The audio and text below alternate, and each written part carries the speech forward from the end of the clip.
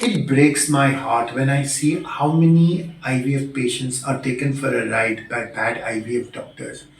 And I know a lot of people say, Dr. Malpani, you're a terrible doctor. Why do you keep on complaining about other doctors? After all, they're your professional colleagues, they're your peers.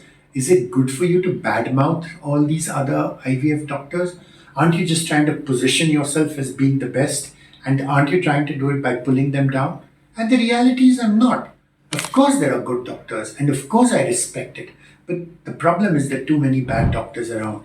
And the bigger problem is it's very hard for patients to differentiate between good doctors and bad doctors.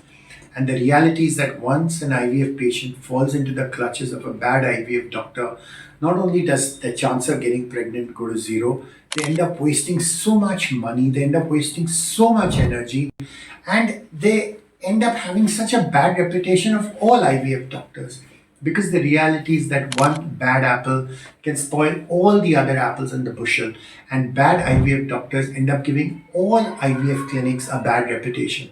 And this is the reason why I speak up. I don't name any names. What I try to do is arm patients with information therapy so they can use their own common sense, do their own due diligence, interview two or three doctors, and then choose the one who's telling them what is right for them.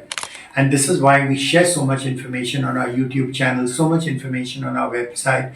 And the good news is it's very easy for patients to actually differentiate between a good doctor and a bad doctor, because good doctors will share information and provide embryo photos to all their patients.